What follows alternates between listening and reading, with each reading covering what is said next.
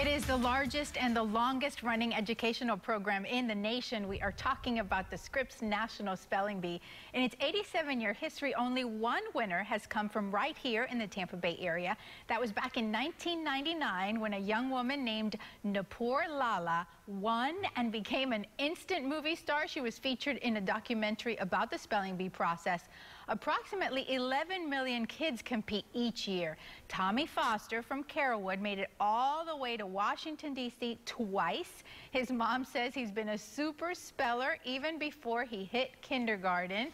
He joins us this afternoon in our studios along with Mom Chris. Thank you so much for coming in. Thank you for having us. So your mom says that even before, when you were like four and a half years old, you were spelling words on the refrigerator. We've got the cutest picture of you. Why is it so easy for you to spell words? I don't really know. I know I do a lot of reading. It helps me expand my vocabulary. And looking at languages, you can see a lot of word patterns. For example, in German, the sh sound is going to be SCH most of the time.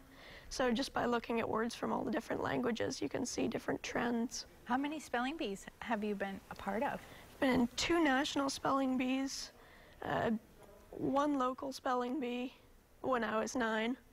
And my last year, when I was about to age out, I went to the regional bee, and I got 2nd place. Lost to Nikita, and she went to the nationals. Wow. And then the next year, I ran a local spelling bee. You ran the local spelling bee? Yeah, I pronounced some words. Some words. Okay, so let's talk about the science of the spelling bee. When they're pronouncing the words, what are you thinking? When they're telling you the word, they're pronouncing it, they're using it in a sentence? I just always want to get as much information as I can because it's pretty hard to spell a word just from the pronunciation. So if you can use it in a sentence, you can maybe figure out how it's used.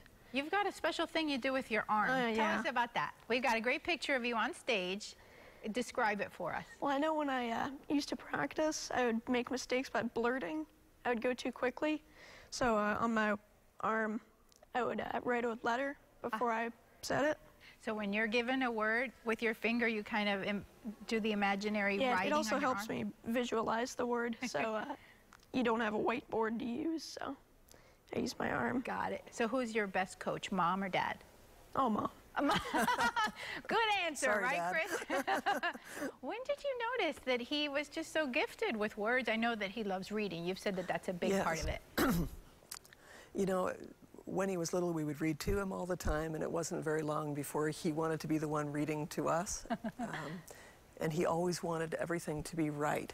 So when he started writing, he always needed to know, how do you spell that? How do you spell that? How do you spell it? And you sent us the best pictures of him as a little boy over the years in spelling bees. Which one was your favorite? Oh, the very first one, when he was spelling on the fridge for me. I mean, he was so little then, and it said, "Mom, I love you." How can you not like that? He spelled love wrong, but you know.